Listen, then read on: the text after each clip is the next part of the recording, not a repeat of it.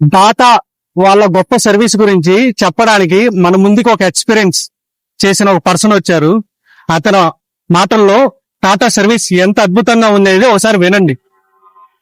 Yeah 2022లో నేను Tata Ultron car తీసుకున్నానండి. So తీసుకున్న తర్వాత 1 year కి బిలో 1 year కి నాకు పెట్రోల్ ట్యాంక్ ఇష్యూ వచ్చింది. So then issue like petrol tank petrol leak అవుతూ ఉంది. సో లీక్ అవుతుంది కదా అని చెప్పేసి నేనేమన్నా రాయిని హిట్ చేశాను ఒక రోజు. సో అదేమన్నా అదే రోజు హిట్ అయింది. ఆ రోజు నేను చెక్ చేసుకుంటే హిట్ అయిన దాని వల్ల పగిలిందని చెప్పేసి నేను తీసుకెళ్ళాను, షోరూమ్ తీసుకెళ్ళాను డైరెక్ట్ గా, ఎక్కడ తోకుండా. సో షోరూమ్ తీసుకెళ్తే వాళ్ళు చెక్ చేసి ఓకే సార్ మీరు ఇది రాయి హిట్ అయింది, అందువల్ల మీకు పెట్రోల్ లీక్ అవుతుందని చెప్పారు. సో నేను కూడా అదే నిజమని నమ్మించి సర్వీస్ కి వెళ్ళిపోయాను. అంటే ఇన్సూరెన్స్ క్లెయిమ్ చేసుకోవడం అదంతా చేసుకోవడానికి 1 month టైం పట్టింది. నాకు 1 month పాటు నేను చాలా స్ట్రగుల్ అయ్యాను ఆ టైంలో. దట్ టు సమ్మర్ సీజన్, నా బాబు బర్త్డే ఉంది. సో అన్ని కూడా అన్నిటికీ నాకు కార్ లేకుండా అయిపోయింది. చాలా స్ట్రగుల్ అయింది ఆ టైంలో. సో 1 month పట్టింది. 1 month తర్వాత వాళ్ళు రిపేర్ చేశారు, ఇచ్చారు. సో దెన్ అగైన్ మళ్ళీ సేమ్ ఎలాగో యాజ్ ఇట్ ఈస్ గా నేను నార్మల్ గా రొటీన్ లైఫ్ లోకి వచ్చేసాను 1 month తర్వాత. సో 1 month యూజ్ చేసిన తర్వాత ఒక 6 months యూజ్ చేసుకున్నాను కార్ని. 6 months తర్వాత మళ్ళీ సేమ్, మళ్ళీ పెట్రోల్ ట్యాంక్ కట్టుపోయింది, మళ్ళీ పెట్రోల్ లీక్ అవుతుంది. ఆ టైంలో ఏంటి, నేను ఆ టైం విజయవాడ నుంచి హైదరాబాద్ జర్నీలో ఉన్నాను. సడన్ గా ఏదో తగిలినట్టు అనిపించిందా లేదంటే మరి ఏమైందో తెలియదు, సడన్ గా పెట్రోల్ లీక్ అయిపోయి డ్రాస్టికల్ గా పెట్రోల్ డ్రాప్ అవటం, మైలేజ్ డ్రాప్ అవటం కనపడింది. సరే అని చెప్పేసి పక్కకు పెట్టి చూసుకుంటే ఏముంది, పెట్రోల్ లీక్ అవుతుంది. జస్ట్ డ్రాప్ బై డ్రాప్ వెళ్ళిపోతూ ఉంది. సో అగైన్ మళ్ళీ సేమ్ సిచ్యువేషన్. దగ్గరలో అక్కడ షాప్ దగ్గరికి వెళ్ళి అన్సీల్ తీసుకెళ్లి ఏదో విధంగా దాన్ని కొంచెం హోల్డ్ చేశాను. బట్ సేఫ్ గా కొంచెం రీచ్ అయ్యాం, హైదరాబాద్ రీచ్ అయ్యాం. ఇమీడియట్ గా మళ్ళీ షోరూమ్కి వెళ్ళాను, సర్వీస్ సెంటర్ కి. సేమ్ సిచ్యువేషన్, వాళ్ళు సేమ్ అదే మాట చెప్పారు. మళ్ళీ నేను నమ్మేశాను. నమ్మిన తర్వాత మళ్ళీ ట్యాంక్ మళ్ళీ రీప్లేస్ చేయించాను. దానికి అమౌంట్ ఖర్చు అయింది. సో అయిపోయింది. అంటే మీ పాకెట్ నుంచే పెట్టుకున్నారా? ఇన్సూరెన్స్ క్లెయిమ్ అవ్వలేదా? సెకండ్ టైం కూడా insurance claim. Okay. But reason అయితే తెలియదు. రీజన్ ఏంటి, మనం అనుకున్నాం హిట్ చేసామేమో తిన్నాను. సో హిట్ అయితేనే మనకి ఇన్సూరెన్స్ క్లెయిమ్ అవుతుంది. సో హిట్ అయిందనే చెప్తున్నారు ఏజెంట్స్ కూడా, ఏంటి హిట్ అయింది సార్ అనే చెప్తున్నారు. సో నేను కూడా నిజమని నమ్ముతాను. సో 2 సార్లు అయింది. So after 6 months again same situation. Okay, మళ్ళీ రిపీట్. థర్డ్ టైం ఈసారి కూడా సేమ్ అదే చెప్పారు. నాకు సర్వీస్ సెంటర్ పోయాను, మళ్ళీ వాళ్ళు సార్ ఇది మళ్ళీ వీడియో చేసేస్తారని. అంటే నాకు mind వంపేడిపోయింది.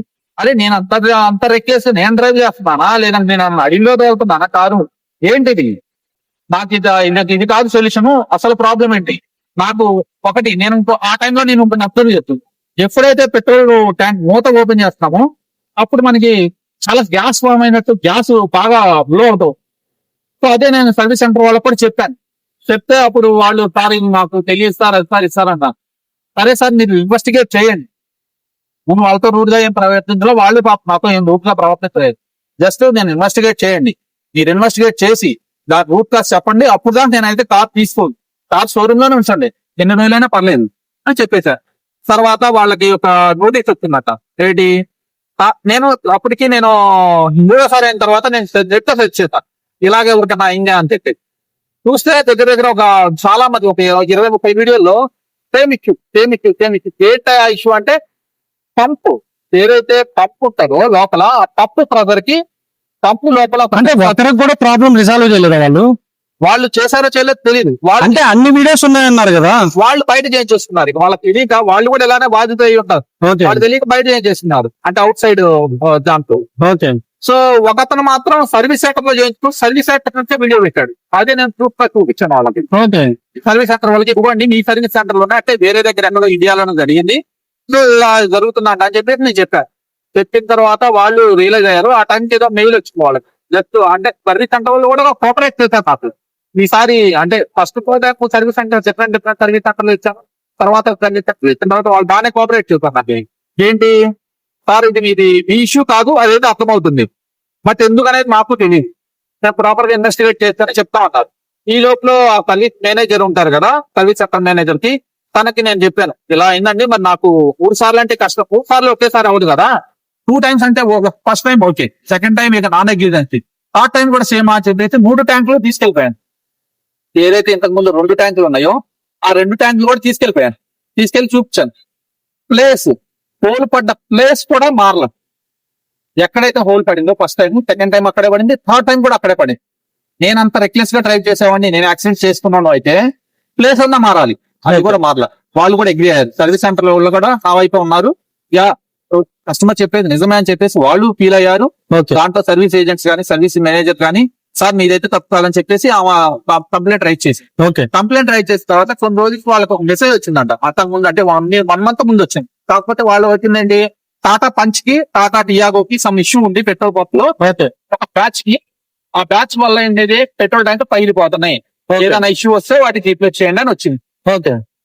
But same issue Altroz లో కూడా వచ్చింది కదా. ఇది రిపోర్ట్ ఎంతవరకు చేస్తారో ఎవరు చేయలేదు నాకు తెలియదు. బట్ ఈ ఇష్యూ వాళ్ళకి తెలుసుంటే కన్సిడర్ రీకాల్ కన్నా పిలవాలి, టాటా మేనేజ్మెంట్ రీకాల్ పిలవాలి, రీకాల్ కి పిలవలేదు. బట్ నేను ఇన్ఫర్మేషన్ ఇచ్చిన తర్వాత వాళ్ళకి తెలిసిందా లేదంటే ముందే ఉన్నాయో తెలియదు కదా, అది ఐడెంటిఫై చేసాం. సో అట్ ద ఎండ్ వాళ్ళు ఐడెంటిఫై చేసి పంప్ రీప్లేస్మెంట్ చెప్తా అన్నారు. అదేంటి పంప్ రీప్లేస్మెంట్ ఇస్తే పంపు నా వల్ల కాదు కదా పగిలింది, ట్యాంక్ పగిలింది పంపు వల్ల.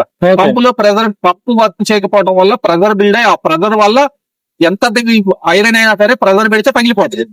సో అదే జరిగింది. సో అది కన్విన్స్ చేశారు, టాటా సర్వీస్ వాళ్ళు కూడా కన్విన్స్ చేశారు ఎవరికి, Tata management. So later point of time after 1 week of discussions, continuous discussions, struggles, నేను డైలీ కంటిన్యూస్ ఫాలోఅప్ చేస్తే, ఆ సర్వీస్ ఇంజనీర్స్ కూడా కంటిన్యూస్ గా ఫాలోఅప్ చేస్తే somehow they sorted out. Like మీరే ఫాలోఅప్ చేసుకున్నారు, వాళ్ళ ఇంట్రెస్ట్ గా ఏం మీతో రాలేదు. నాతో అంటే నేను వాళ్ళ కంటిన్యూస్ గా అడగటం, దగ్గరుండి వేరే పనులు ఉంటాయి కాబట్టి మనం బెస్ట్ ఏంటంటే మనం ఫాలోఅప్ చేయాలి. ఏదైనా సరే మనం ఒక ముందు అడిగేస్తే తప్ప వాళ్ళు చేయరు. ఏదైనా సర్వీస్ గురించి అందరికి తెలిసిందే. నేను అంతేలే బ్రో. మారుతి అంటే సర్వీస్ బ్రాండ్. మారుతిలో బండి ఇచ్చామంటే, నా మారుతి కార్ కూడా ఉంది, సర్వీస్ లో ఏదన్నా పడేసి వచ్చానంటే వాళ్లే 10 సార్లు ఫోన్ చేస్తారు నాకు, ప్రాబ్లం వస్తారు, ఇది అయితే సర్వీస్ అయిపోతారు. టాటా వాళ్ళు అలా కాదు, మనం ఫాలోఅప్ చేసుకోవాలి. ఎక్కడైనా అంతే ఉండదు, ఒక సర్వీస్ సెంటర్ కాదు, ఇండియా మొత్తం తీసుకోండి ఏదైనా అంతే ఉంటది. సో సమ్హౌ బట్ నాకు ఈసారి సర్వీస్ సెంటర్ దొరుకుకోవాలి సమ్ వాట్ బెటర్. నేను చూసిన వరస్ట్ సర్వీస్ సెంటర్ బెటర్ వాళ్ళు దొరికారు. ఓకే, వాళ్ళు కొంచెం ఫాలోఅప్, నేను ఒకరోజు చేస్తే వాళ్ళు ఒకరోజు చేయటం, ఫాలోఅప్ చేయటం బాగానే చేశారు. అట్ ద ఎండ్ ఫైనల్ గా వాళ్ళకి రెజల్యూషన్ ఏమంటుందంటే, ఆ పప్పు ఇష్యూ ఉంది, పప్పుతో పాటు ఫ్యూయల్ ట్యాంక్ వచ్చి ఇచ్చేసేయండి, కస్టమర్ దగ్గర నుంచి డబ్బులు ఇస్తుంది. నేను ఇవ్వననే చెప్పేశాను, ఎందుకంటే నాది కాదు కదా ప్రాబ్లం. 2 వేస్తే వేయండి, లేదంటే నాకు వద్దు, లేదంటే మీ కార్ మీరు తీసేసుకుని నాకు అమౌంట్ ఎంతైతే డిప్రిషియేషన్ పోయిందో ఆ అమౌంట్ నాకు ఇచ్చేసేయండి, అది కూడా చెప్పాను. సో అట్ ద ఎండ్ దానికి రియలైజ్ అయ్యారు ఏంటంటే ఇష్యూ అనేది కంపెనీ దాంట్లోనే ఉంది, ప్రోడక్ట్ లో ఉంది. అండ్ మోర్ ఓవర్ అది ఇన్ వారంటీ. అంటే 1 year కాదు, 2 years లోనే 3 times వచ్చింది. ఫస్ట్ 2 times నేను లాస్ అయ్యాను, దాని వల్ల ఇన్సూరెన్స్ నాకు లాస్ అయింది, డిప్రిషియేషన్ దాని వల్ల ఇన్సూరెన్స్ రిలీజ్ అయింది. ఫస్ట్ ఇయర్ 14,000 కట్టే, సెకండ్ ఇయర్ 20,000 కట్టే, ఖచ్చితంగా అవుతుంది. దాని వల్ల నాకు loss huge amount and negative mark. Resale పెడితే ఇన్ని సార్లు ఖచ్చితంగా. ఇప్పుడు ఎవరైనా ఇలాంటి వాళ్ళకి నేను రీసేల్ పెట్టాను అనుకోండి, ఏమంటారు సార్ ఇది 3 సార్లు ట్యాంక్ పడింది సార్ అంటే, ఏం చేశారు మీరు, అక్కడే పెద్ద ఇన్సిడెంట్ జరిగింది మీకు అని అంటారు. నాకు కూడా అంతే బ్రో, నా కారు నేను ఇప్పుడు సేల్ పెడితే అందరూ అదే చెప్తున్నారు, డీజిల్ బండి, టాటా బండి, సో ఇన్ని డిఫెక్ట్స్ ఉన్నాయి, నాకు ఇలా ఇవ్వండి అలా ఇవ్వండి అని బేరాలు ఆడుతున్నారు. దానివల్ల ఇది అదే ఫస్ట్ టైం ఎప్పుడైతే ట్యాంక్ పగిలిందో, లేదు ఫస్ట్ టైం అంటే మన రెండో టైం కూడా, second time it's in the 1 year of techniques analysis చేయాలి కదా, సర్వీస్ సెంటర్ లోనే అనాలిసిస్ చేసి కస్టమర్స్ అన్ని తెలియాలని లేదు. అట్లీస్ట్ సర్వీస్ సెంటర్ వాళ్ళైనా సరే they have to link and they have to analyse the situation, accordingly వాళ్ళు ప్లాన్ చేసుకోవాలి ఏంటి ఇష్యూ అనేది. ఎట్లాగో డబ్బులు కట్టాలని రెడీగా ఉంటారు. కస్టమర్ ఏంటి, తన కస్టమర్ వస్తువు తీసుకుంటే వాడుకోవడానికి, అది వాడుకోవాలి. నాకు కారు కొన్న 2 months 3 months సర్వీస్ సెంటర్ లోనే ఉంది, ఆ టైం అంతా నాకు వేరే ప్రైవేట్ వెహికల్స్ వాడుకోవాలి అంతే, అది పోయినట్టే కదా. సో ప్రైవేట్ గా వెహికల్ తీసుకున్నప్పుడు మినిమం థింక్ కస్టమర్ ఇబ్బంది పెట్టకూడదు అనేది అట్లీస్ట్ ఇప్పటికైనా టాటా సర్వీస్ వాళ్ళు తెలుసుకుంటే బాగుంటది. సేల్ చేస్తున్నారు బట్ సర్వీస్ కి వచ్చేసరికి అదే పాత మెంటాలిటీ, ఎప్పుడో 1980s లో మెంటాలిటీ స్టిల్ ఇంకా ఫాలో అవుతున్నారు. ఈసారి మాత్రం నన్ను సాటిస్ఫై చేసి అట్లీస్ట్ నాకు సొల్యూషన్ ఇచ్చారు, ఫైనల్ కంప్లీట్ సొల్యూషన్ ఇచ్చారు. దానికి నేను అంటే ఇచ్చిన ఏదైతే సర్వీస్ సెంటర్ లో నేను లేటెస్ట్ ఇచ్చానో, ఆ సర్వీస్ సెంటర్ వాళ్ళు కొంచెం పాజిటివ్ గా పాజిటివ్ చేసినట్టు వాళ్ళకి ఎట్లాంటి సర్వీస్ ఇంజనీర్స్ ఉంటే ఓకే, బట్ వేరే సర్వీస్ ఇంజనీర్ అంటే మోస్ట్లీ ఉండరు. ఇక్కడ చాలా రేరు. ఇది టాటా సర్వీస్ యొక్క గొప్పతనం. టాటా వాళ్ళకి మీరు చెప్పాలనుకుంటే ఏం చెప్తారు బ్రో సర్వీస్ వాళ్ళకి ఒక మాటలో? ఒక్క మాటలో చెప్పాలంటే ప్లీజ్ కస్టమర్ ని నెగ్లెక్ట్ చేయకండి. ఫస్ట్ థింగ్ కస్టమర్ నెగ్లెక్ట్ చేయదు. కస్టమర్ ఏదైనా ప్రాబ్లం అని వస్తే అట్లీస్ట్ మీరు మీ చేతనంత సాయం చేయండి తప్ప వాళ్ళని విసిగించి వాళ్ళని ఎంబాస్ చేసి వాళ్ళని బాగా తిప్పుకొని వాళ్ళని ఇబ్బంది పెట్టద్దు. మేజర్ గా ఎగ్జాంపుల్ మారుతిని షోరూమ్ ఎగ్జాంపుల్ గా తీసుకొని ట్రై టు వర్క్ అంటే అట్లీస్ట్ 80%, 50% రీచ్ అవడానికి ట్రై చేయాలి.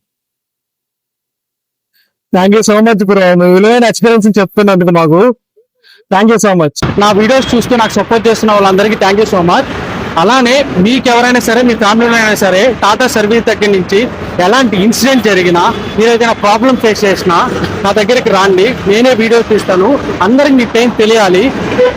మనందరి కోసం మనమే పోరాడాలండి. మీ అందరి కోసం నేను పోరాడతాను. మంచి సర్వీస్ అండ్ మంచి డీలర్షిప్ రావాలని కోరుకుంటున్నాను. Thank you so much.